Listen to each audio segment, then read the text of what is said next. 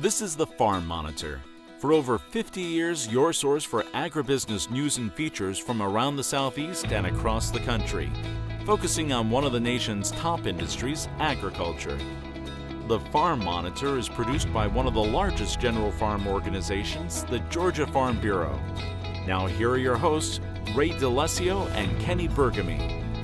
Yes, the interviews are complete, stories put together, all in an effort to give you as much ag knowledge as you can handle in the next 30 minutes. But first, from Kenny and I, thank you for tuning into the Farm Monitor. Yes, we are glad you're here, so let's get things underway.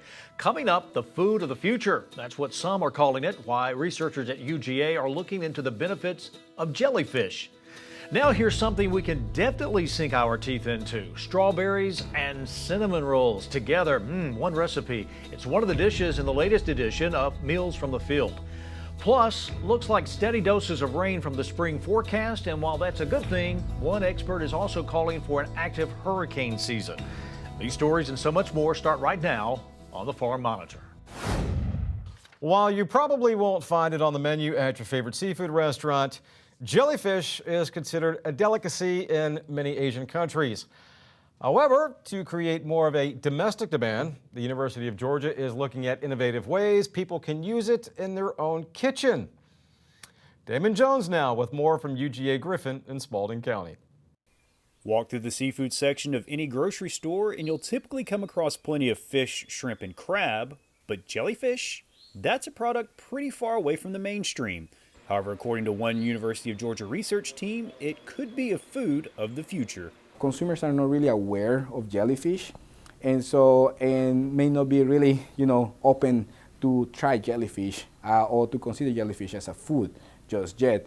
So now the challenge, the other challenge we are facing right now is to find different ways to use the jellyfish, to use these products that I think, have incredible value, because of their collagen content. Thanks to a $500,000 USDA grant, that value is being explored in this UGA lab as cannonball jellyfish are being transformed into a product that will hopefully be appealing to consumers here in the U.S. We want to make this product safe, we want to make it exciting as well. So we're trying to develop not only the gelatin powders, but also trying to develop the applications, meaning finding the products that are the food products that are more compatible with these, these novel ingredients. And one of the encouraging aspects of this product is just how many ways it can be used in a variety of different industries.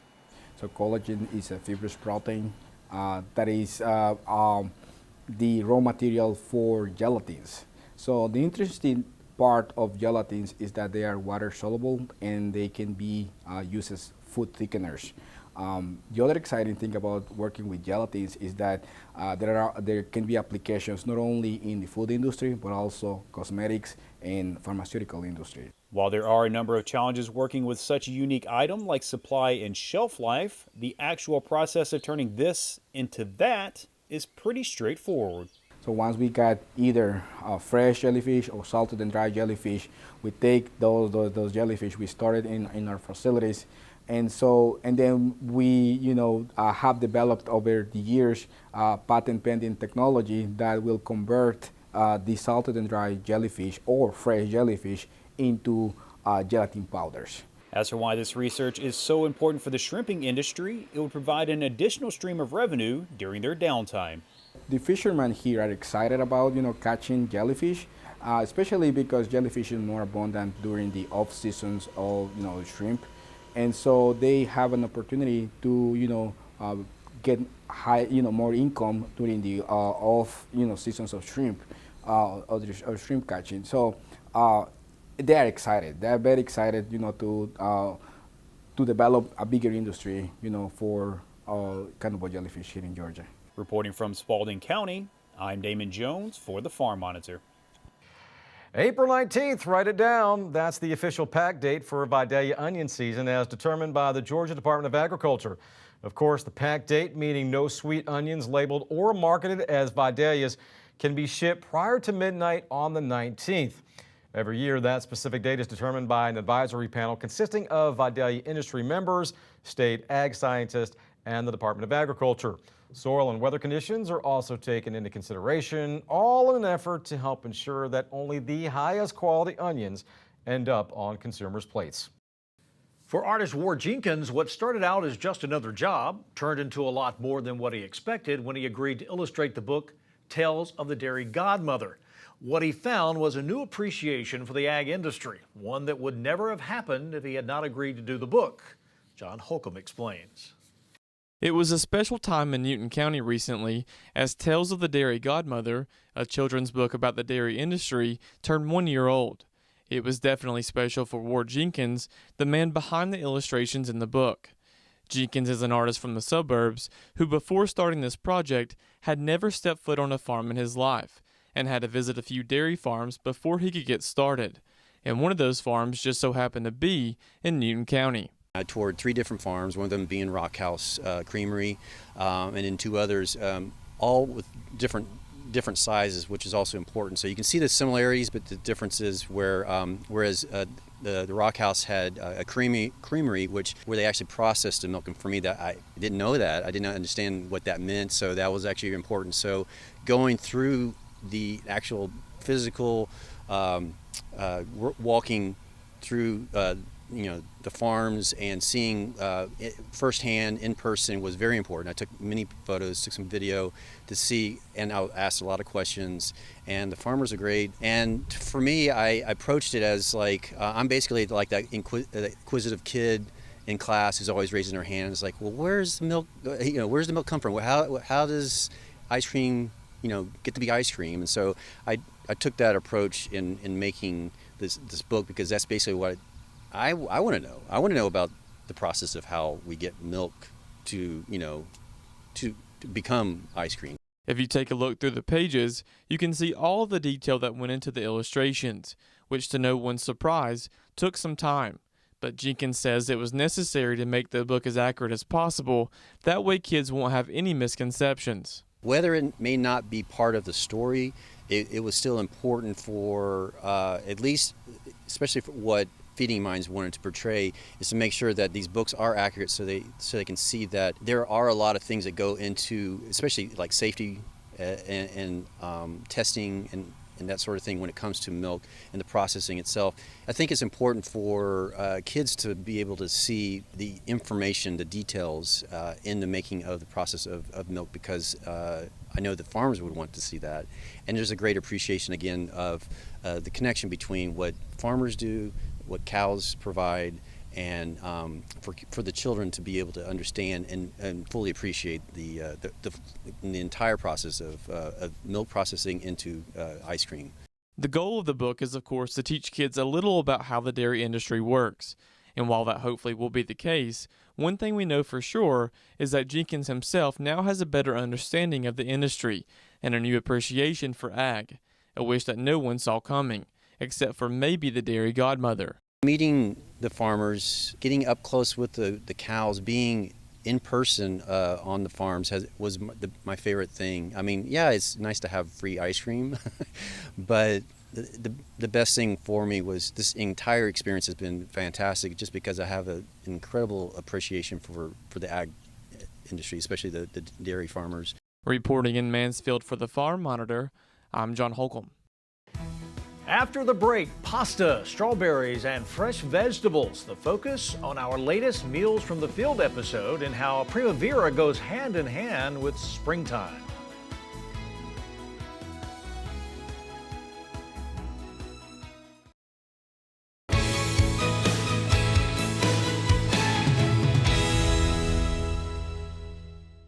I'm Chef Mark Kaiser from Oak Steakhouse in Charleston, South Carolina. This dish is braised boneless beef short rib with celery root puree, roasted butternut squash, glazed with soy beef jus reduction. I think it's important for chefs to know where their food comes from, because you can see the care that goes into raising the beef from the very beginning. My name is Christy Griffiths Arnold. I am the current owner and operator of Boggy Creek Farms in Scriven, Georgia. Well, I'm the 3rd generation owner and operating of this farm, where it was considered a cow-calf operation. We own the mature females. They produce calves, and we go through the process of getting the cow pregnant, Going through the gestation period, we birth the calf, and then we keep the calves until they're 7 months old. We follow what's called the Beef Quality Assurance Program. So it is a nationwide program that gives us guidelines in the industry of how to best protect our animals and protect their health and their well-being, and the ways in which we can do that, whether it be through administering medications or whether it be through safety and handling animals, quiet handling, making sure that they are calm and that stress doesn't play a factor in their daily lives. So BQA, or Beef Quality Assurance as it's known, is a huge part of our operation. I love cooking beef because of its versatility. It can be prepared for an everyday meal or for a very special occasions, and I love how happy it makes people feel. What I loved about the short rib, a meal that Chef Mark prepared for us, was really the wholesome comfort food feeling it gives you. It was just a great beefy flavor going into the fall and winter months. It's just going to be a fabulous addition to his menu. The thing that surprised me most, how much work and knowledge is involved from caring for the land and caring for the animals. Beef, it's what's for dinner.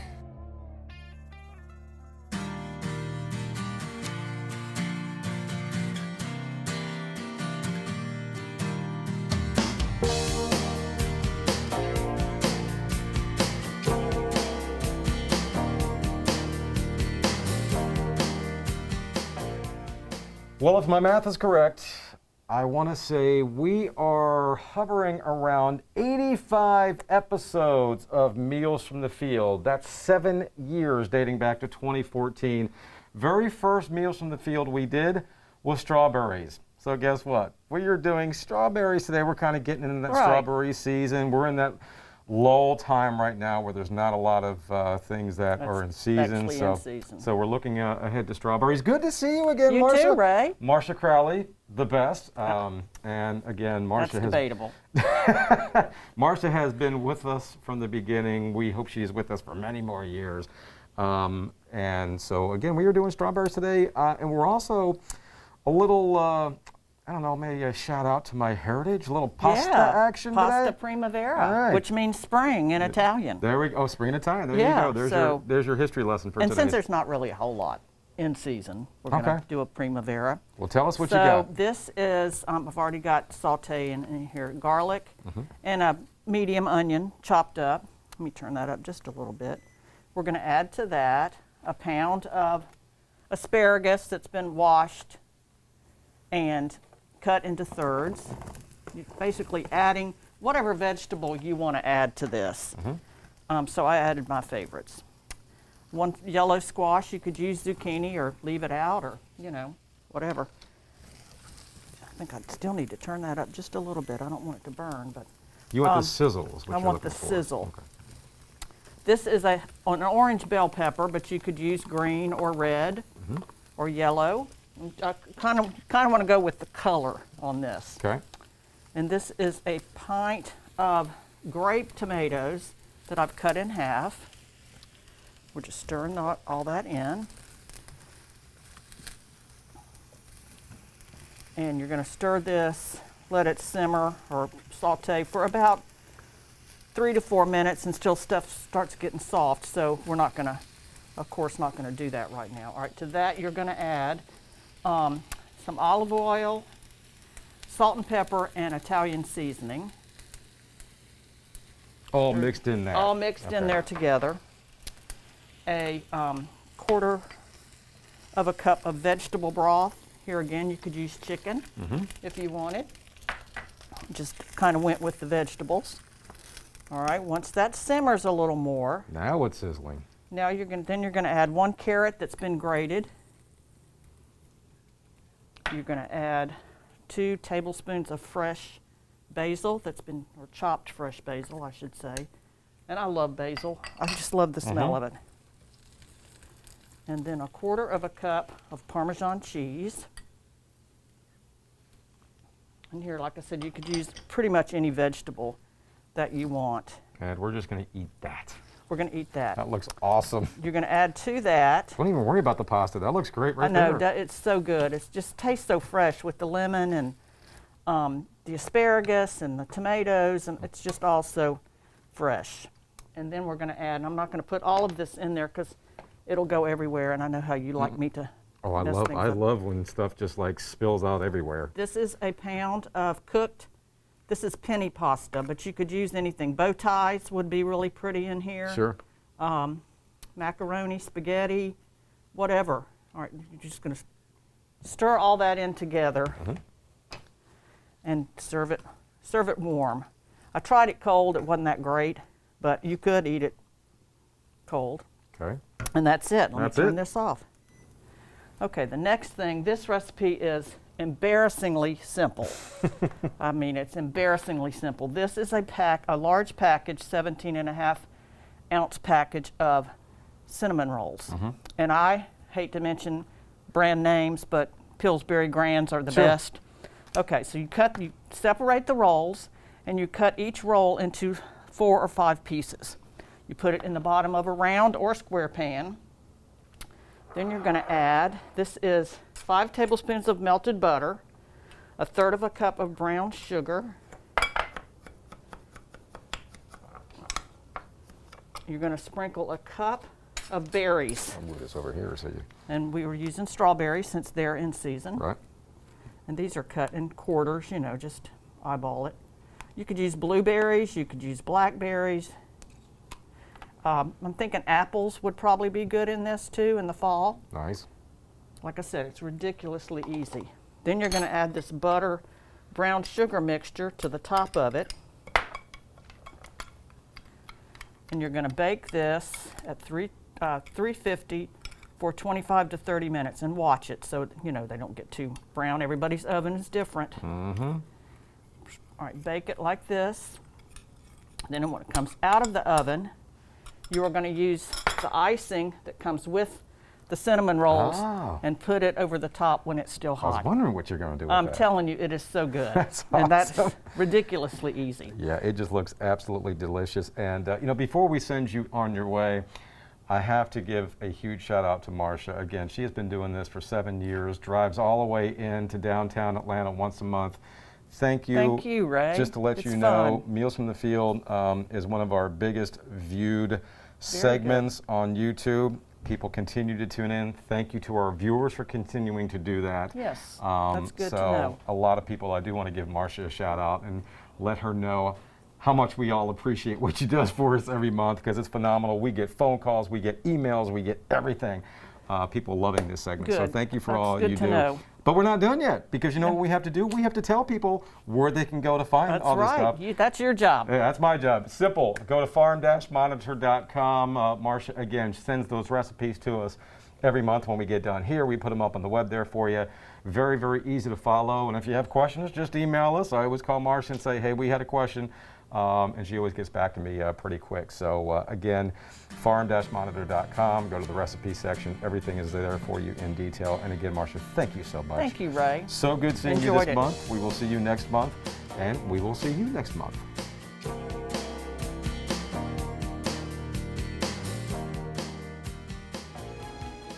Up next, community forester Seth Hawkins and why it's important to hire an ISA certified arborist to care for our trees.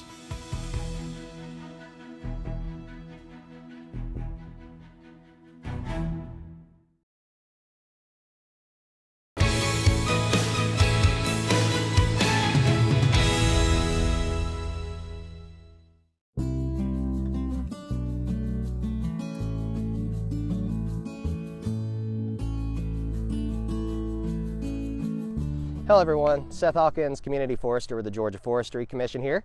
Welcome to another episode of our Ask the Arborist Tree Care video series. Today, while we're out here enjoying the beautiful shade from these nice trees maintained by ISA certified arborists, we're going to talk about the importance of hiring and contracting an International Society of Arboriculture certified arborist for tree work and tree care in your backyard and neighborhood.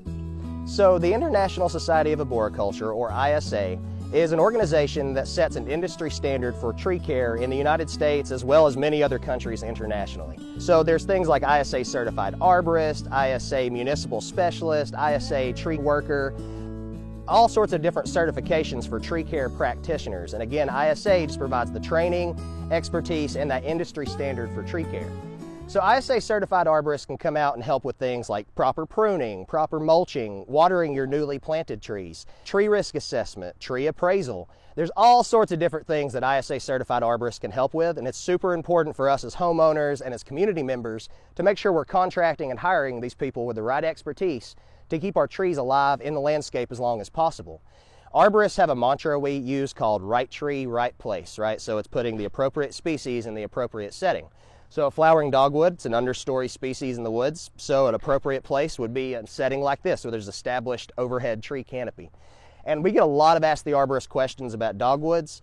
Usually the biggest problem with the dogwood is just getting too much sun exposure, but you can see this one with the shade over it, it's doing great and super healthy.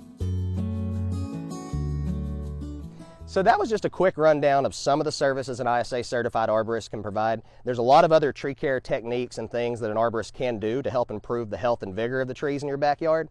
But again, it's just so important to contract with an ISA certified arborist for any tree care you're going to have done in your backyard or in your community or neighborhood. You can go to our website, gatrees.org, and find information there about hiring and contracting an ISA certified arborist. You'll also find links to ISA certified arborist directories so you can find an arborist in your area. Our website also has a wonderful resources section with great information on a wide variety of tree care topics for you to refer to. We also invite you to visit our Ask the Arborist webpage where you can submit questions and pictures, and our team of arborists will help answer your tree care questions and arm you with as much information as you might need before hiring an arborist to come out to your property. So thanks for watching today, and we'll see you all in the next episode. Finally this week, for over 200 years, the Farmer's Almanac has been the go-to source for many farmers who may be searching for that long-range weather prediction. And, let's give credit where credit is due. For the most part, it's been pretty accurate. Yeah, good choice indeed. However, when we want answers, we seek out the knowledge and expertise of scientists at UGA, one of which who so graciously provided us with this year's 2021 spring forecast. Hi, my name is Pam Knox. I'm the director of the University of Georgia Weather Network and an agricultural climatologist in Extension here at the University of Georgia. And I'm going to talk to you just a little bit about what I think we're going to see in the growing season this year. This year I expect to see a lot of variable weather for the next couple weeks at least. What we're probably going to see is a lot of ups and downs. It looks to me like we'll probably see warm weather during the week and cold weather on the weekends, at least through the end of the month. When we go into the summer, it's very hard to predict exactly what we're going to see. We know that the La Nina will probably go away, and we'll probably see a return to neutral conditions in the eastern Pacific Ocean. It doesn't tell us a lot about what's going to go on in the summer as far as temperature and precipitation goes, but what it does tell us is that we're likely to see another active Atlantic hurricane season. And because of that, it would not surprise me if we saw patches that were really wet and other areas that were quite dry, depending on where those storms happen to go. We could be missing out next year. They could all go to Texas, or we could see another year when some of them come over the southeast again. Of course, there's some plants already in the ground, and we're seeing corn in some places that has been planted, and other people are having trouble because the ground is so wet they don't really want to get their equipment in. So I think the drier conditions that we're expecting to see are going to help dry out that ground and make it more conducive to getting the machinery in there. You need to think about, especially in planting season, you need to think about what's happening with the soil temperatures, because a lot of seeds are very sensitive to the soil temperatures that go in. And the University of Georgia Weather Network is one place that you can go to get soil temperature and soil moisture values as well. But it really helps if you can monitor your own fields for precipitation, for soil temperature and soil moisture, because there's nothing like having local data. Pam, thanks so much. Now, before we send you on your way, a friendly reminder that for all the latest ag news regarding food, great recipes, and what's happening on Georgia farms, be sure you check out our social media platforms, including farm-monitor.com. Take care, everybody. We'll see you next time right here on the Farm Monitor. Have a great week.